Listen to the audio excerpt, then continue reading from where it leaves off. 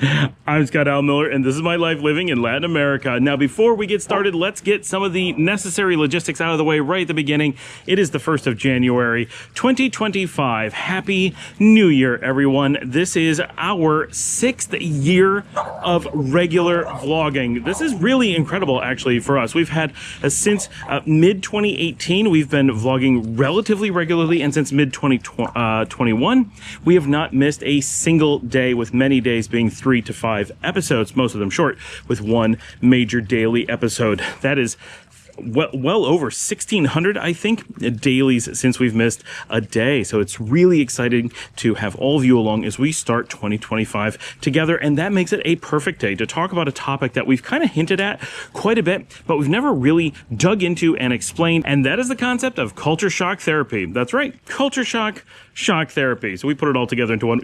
You get it. All right. We're going to talk about that, what it means, and how it applies to you right after the bump.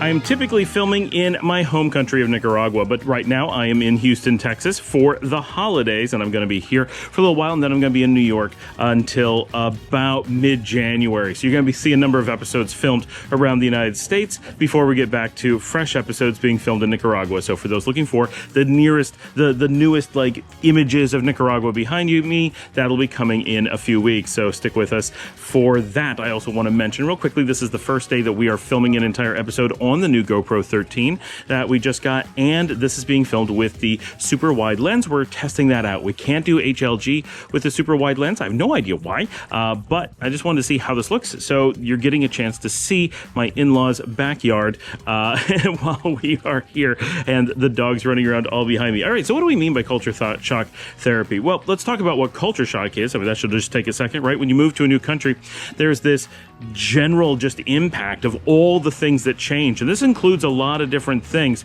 This can be the food being different. This can be the weather being different, of course. This can be the music that you listen to, the way that people go about their daily lives, and simple things that we often don't think about, but do play a major role. If you're from a country or part of a country where, for example, it's not common to make eye contact as you walk by people on the street, or you don't say hello, or you do say hello, or it's rude not to say hello, right? These could go in really wildly different directions in relatively small cultural jumps often. When you move to a new place, all that stuff is part of your culture shock, this impact that you take of all the things accumulated that are changing in your life. When you move from, South England to central London, right? Yeah, you may be moving into the big city. But the culture isn't actually changing all that much. Some things change because of the urbaneness of the situation, but not the actual culture. If you're moving from New York to Virginia, yeah, a lot of things change, but way more don't change than do. In most of those kinds of moves, culture shock is more of just cultural adaptation, slight tweaking to culture. But when you move to a new country, especially in a new region of the world, you're typically looking at quite a bit of culture shock. And people are often afraid of this, or listed as a concern as to why they may be worried about moving to a new place, or one of the considerations they have about what they need to look into, what they need to consider, whether they're ready for it, and so forth. And all of that is absolutely true. Culture shock is one of the hardest things, and you can prepare for it all you want. Once you get to a place, culture shock hits you, and so you can land in a new country and find everything in your life in upheaval because the culture shock is always unpredictable. There's just no way to describe it. We don't have a gauge for being able to tell people what a new culture is going to be like, although we do have shared references we tend to be able to use to express how things are more alike or different. And for example, going to Nicaragua, we're able to describe it as very much like a northern Latin American country. It shares a lot of similarities with the rest of Central America and so forth. But if you go to Argentina, it's easy to describe that as being much more culturally related to Europe, much more a European country, a country like France or in Italy or Spain, maybe a Portugal, right? All those have a very strong influence there, and it's very noticeable. And people will generally say, yeah, I feel that, but it's hard to say exactly what is actually doing that. And we use proxy examples that help us such as the way that people interact on the street, how many people are out and about, the kind of clothing and style of clothing that people wear, what working life is like, what the working hours are like, what their entertainment is like. Do they go to coffee shops? Do they linger? Do they grab it to go? Right? And so forth. Those kinds of things help us to understand, but at the end of the day, culture isn't something we can wrap up in a description, and you need to experience it for yourself. And the culture that you experience in a place is partially defined by you and your interpretation of it, but also by your interaction with it. So if you were to move to Argentina, for example, and decide to spend all of your time in your apartment watching movies, playing video games, reading books, you would have one interaction with the culture. But if you went a lot and you tried to become a local musician, or you wanted to go watch a lot of local bands play, or you wanted to become a tango dancer, something like that, then your experience in Argentina would be very different. And you may view the culture as being more or less warm, more or less European, more or less a lot of things based on what it is you want to do and how you interact with people yourself. So you play a number of roles in the experience of culture and how much culture shock you're going to exhibit. And also, every person takes culture shock very differently. Some people are very immune to it. Some people are like, wow, yeah, everything's different, but I'm not really shocked by it, right? And some people are very rooted in things that they're used to. And this is not to say in a way that they're intentionally rooted or that this is bad or something, but some people have a lot of very strong ties to traditions, things that they have done their whole life, and things that they may assume or have never taken the time to think about being somewhat arbitrary. Well, everyone I know gets up at 8 o'clock in the morning in the place that I came from. I assume that humans just all get up at 8 o'clock in the morning. Not because I think they should or that I'm trying to push my culture on anyone. I just have no other experience. I was not aware that other people would get up at different times. And then you find out that there's a whole, culture where the average person gets up at midnight instead, right? I don't know a place like that, but that would be an extreme example. But a common one that North Americans are often very shocked by is dining times. Nearly all of North America has very stable dining times. You can go anywhere in the US or Canada and you're going to eat dinner at really close to the same time. We know that really early dinner could be eaten at maybe 4:30, but 4 would be absurd. And at 5 is kind of the early bird specials, and 5:30 is at the shoulder of main dining. 6 to 7 is really dinner time. 7:30 would be arriving on the late side. 8 o'clock and later is quite late dining, and eating after 9 is really late, and having restaurants close at 9 would be annoying, but not surprising. But if you were to go to Italy, a lot of restaurants don't open until you would be thinking about closing a restaurant in the United States. And Americans who go to Italy, to really, authentic small villages where they're not catering to tourists or anything like that, will often be surprised and often miss meal times because they can't figure out when and how to eat. And I know my own experience. I've gone to restaurants and had to ask them, "Oh, are you closing up?" And they're like, "What are you talking about? We're in the process of opening." We're like, wait, what? We were afraid that they had already finished dinner. And in America, yeah, it would be really early, but it's far more likely to see a restaurant closing at 8 than opening at 8. But in Italy, that would be exactly the opposite. For something to close at 8 would be non-functional. To open at 8, kind of normal, but on the late side.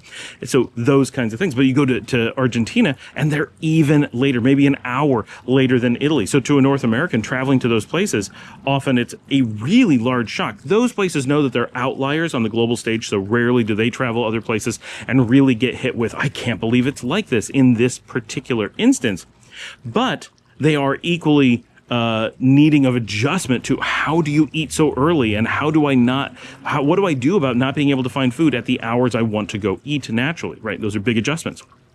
So everyone experiences culture shock, but some people have a really just innate ability to let all these things in life float mostly freely. There's things that we're used to and we have to adjust, including our time zone, for example, and that can be jet lag and time zone changes and the time to interact with the rest of the world. Those changes can be really difficult for anybody. But other things, there's so many things like the meal time. Some people are just like, okay, let's figure out when people eat and go with the flow. And other people are like, I have a schedule and I can't change it. And some people have I'm willing to change it, but it never occurred to me that there could be another schedule. And so this is a whole variable that I'm shocked to find out exists, right? And so you have different people have really different experiences with culture change and how much culture shock they experience, but that everyone experiences it is universal. So understanding a little bit of that about yourself and being prepared for that, very important.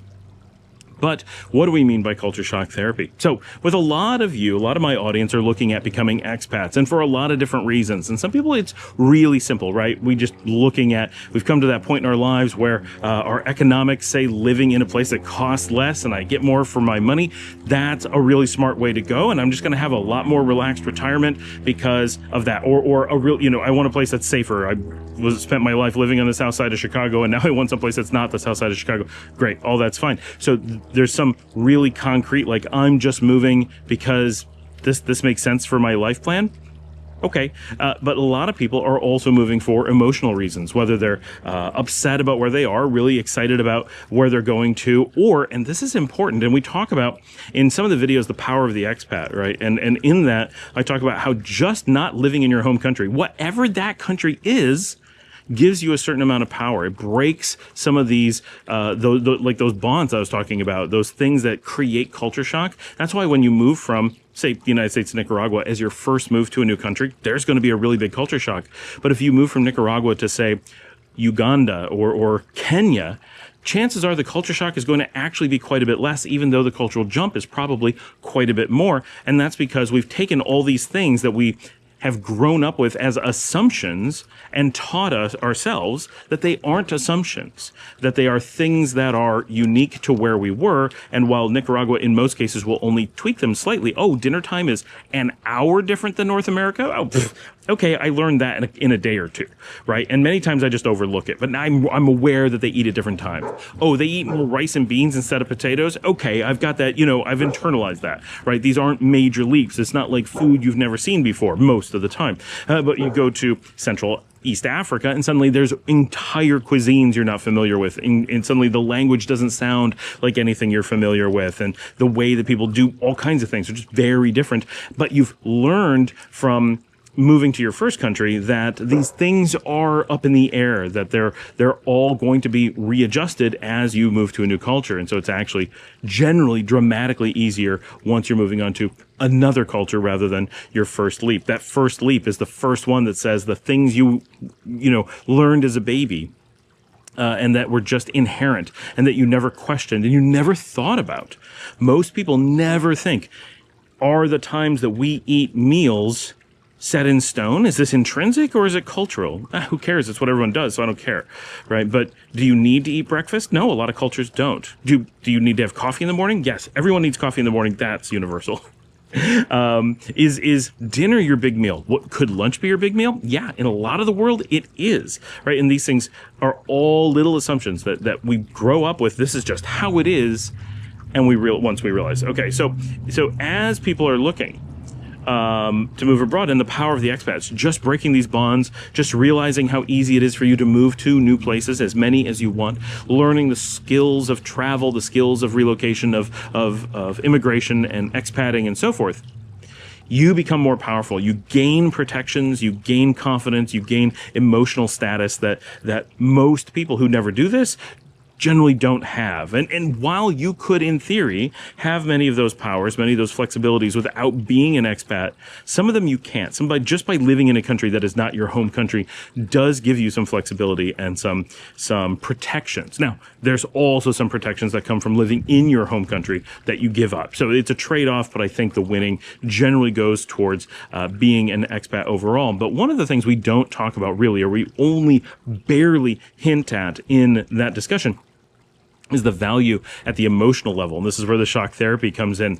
For a lot of people who are considering becoming expats or wondering about what it could mean for them, toying with the idea or looking forward to maybe someday or something of that nature, one of the things that's important is that they're feeling something, right? Maybe they're feeling restless. Maybe they're feeling stress from the place that they live in, whether things are not going the way that they're hoping, or maybe it's just never been the place that fits you well and you're hoping to find someplace that's different, or your life unrelated to where you live just has had and this is probably the most important one, has had a lot of stress. You gain stress and drama and attachments to things and places that you've been. And so you live in the same place or the same country or the same town, whatever, for a long time. And you start to have all these emotional baggages that get attached with that place. And that there can be lots of good ones, of course, but there can also be many negative ones.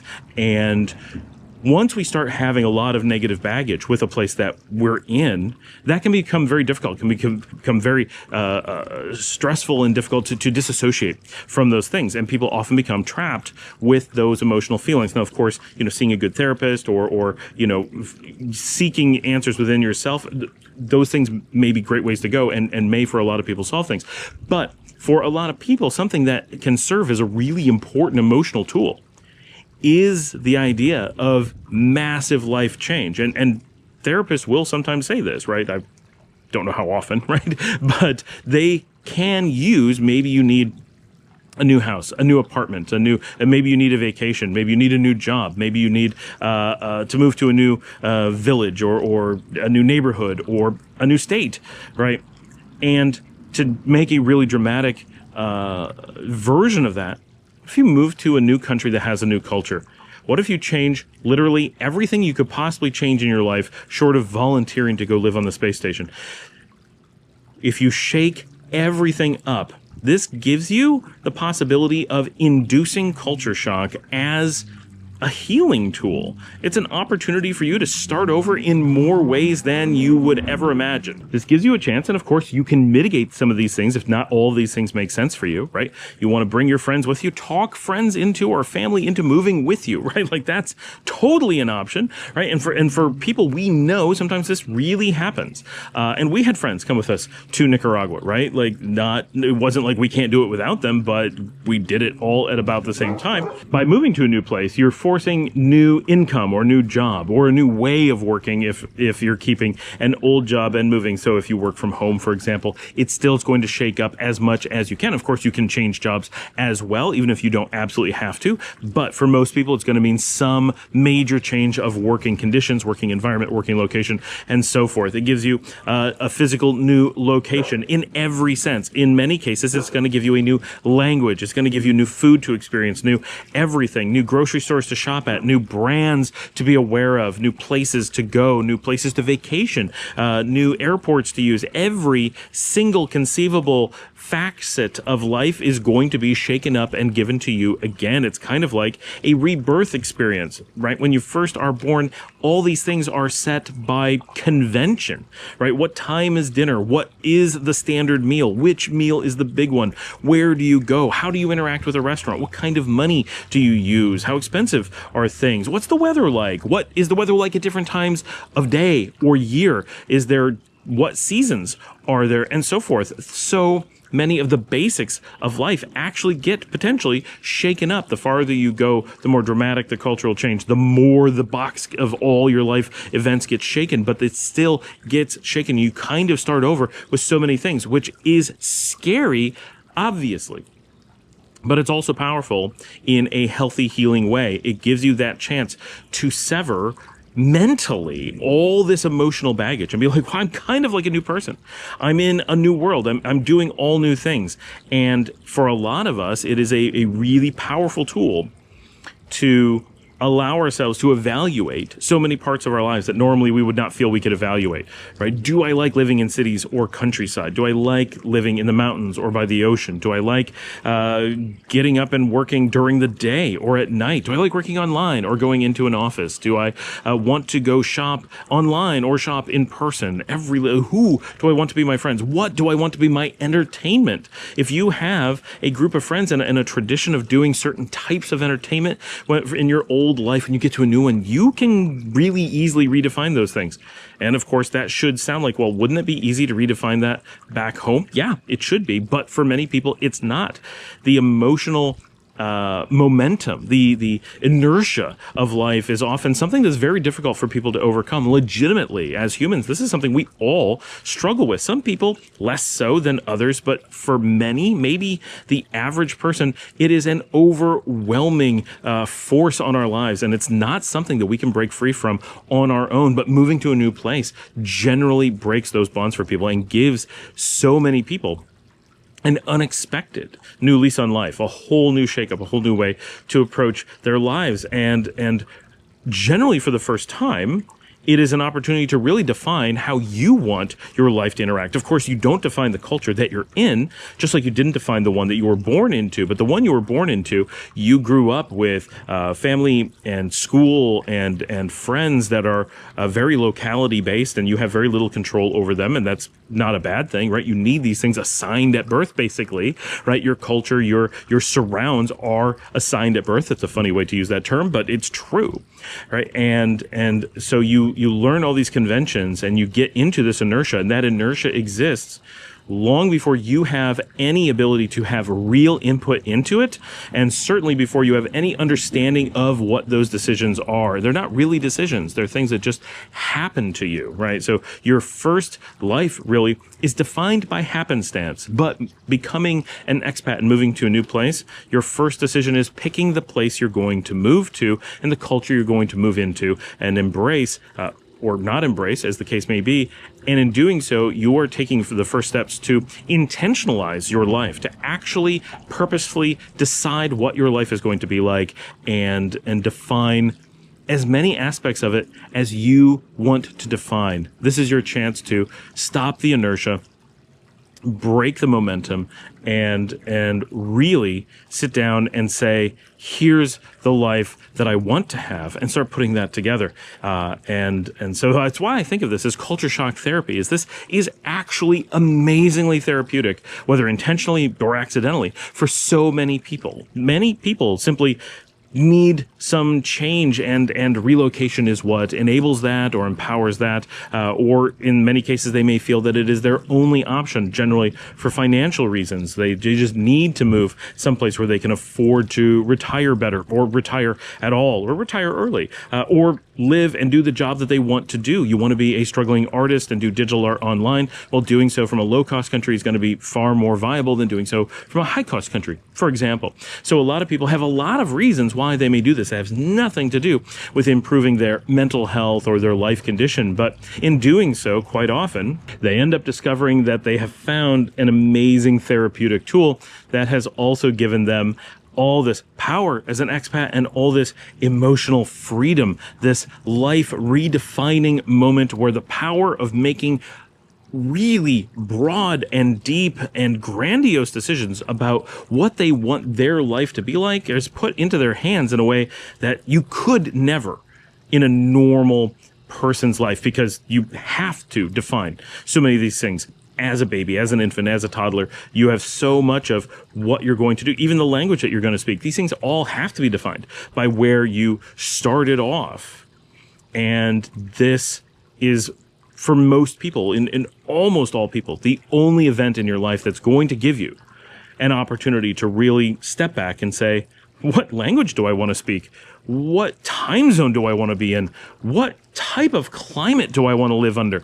And people think about some of these things, but they don't generally think of them in the terms of redefining your life in a way that you can set all these variables within the confines of what exists as options to be whatever you want them to be. And so I encourage you to look at relocation and becoming an expat as a potential health aid, a way to not just gain better access to healthcare, more affordable healthcare, in-home retirement care, all kinds of things that you may not have access to in the place that you're moving from. That's common, but as a mental health tool, and a huge one. This is the sledgehammer of mental health tools. When nothing else is going to solve you without using medicine, without using, all kinds of expensive anything. Like, this is the simplest, most straightforward, and most unbelievably powerful mental health tool that I'm aware of to really give you an opportunity to kind of start over and walk away from so many mistakes right? Hopefully not ones that affect other people, just things that have become baggage.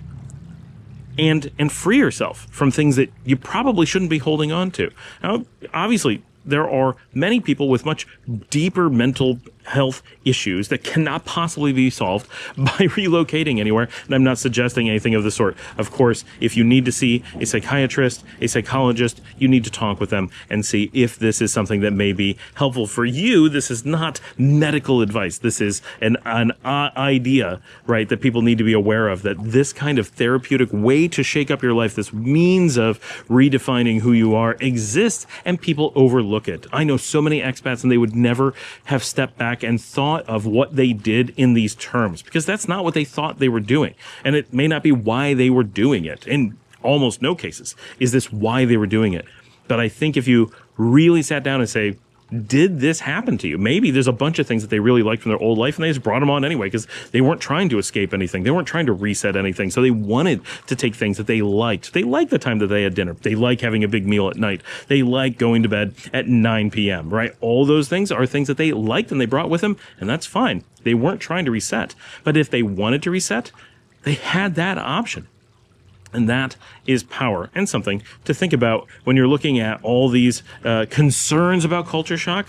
Say, well, yes, that's scary, and it can be very hard, and everyone takes it differently, and I need to think about how I'm going to react to that, but also look at it as an opportunity. It's not necessarily a bad thing. It's not probably a bad thing. It is probably at least a partially good thing, while scary and difficult, but it's potentially an amazing thing. And the more you look at it as a potential tool, even if you're very happy with everything in your life, stepping back and saying, "Ooh, I'm really happy with my life, but as a person who's happy with their life, I'd also potentially be even happier with a life that I put in effort defining rather than simply having defined for me."